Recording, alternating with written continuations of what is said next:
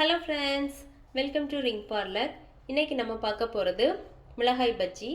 அது செய்ய தேவையான பொருட்கள்.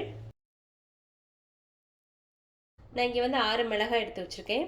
அதுக்கப்புறமா 1 கப் கடலை மாவு, 1/4 கப் அரிசி மாவு, கொஞ்சமாக பெருங்காயத்தூள், 1 பிஞ்ச் சோடா உப்பு, 1 டீஸ்பூன் மிளகாய்த்தூள், 1/2 டீஸ்பூன் பெருஞ்சீரக பொடி, தேவையான அளவு உப்பு, பொரிப்பதற்கு தேவையான அளவு எண்ணெய். இவ்வளோதான். இப்போ எப்படி செய்யலாங்கிறத பார்க்கலாம்.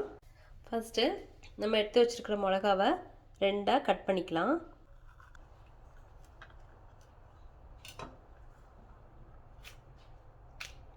இந்த மாதிரி எல்லாமே கட் பண்ணி எடுத்துக்கலாம். இப்போ இது மாதிரி எல்லாமே கட் பண்ணியாச்சு. அடுத்து நம்ம மாவு பிசைஞ்சிக்கலாம். இப்போ மாவு பிசைகிறதுக்கு ஃபஸ்ட்டு கடலை மாவு, அரிசி மாவு, 1 பிஞ்ச் சோடா உப்பு, தேவையான அளவு உப்பு, மிளகாய்த்தூள், பெருஞ்சீரகத்தூள், அப்புறமா கொஞ்சமாக பெருங்காயத்தூள் போட்டு ஃபஸ்ட்டு கொஞ்சம் மிக்ஸ் பண்ணிக்கலாம்.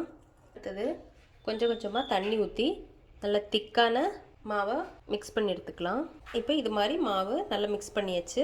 எண்ணெய் காஞ்சதுக்கப்புறமா நம்ம ஒன்றா போட்டு ஃப்ரை பண்ணி எடுத்துக்கலாம். இப்போ எண்ணெய் காஞ்சிடுச்சு, நம்ம ஃப்ரை பண்ணிக்கலாம்.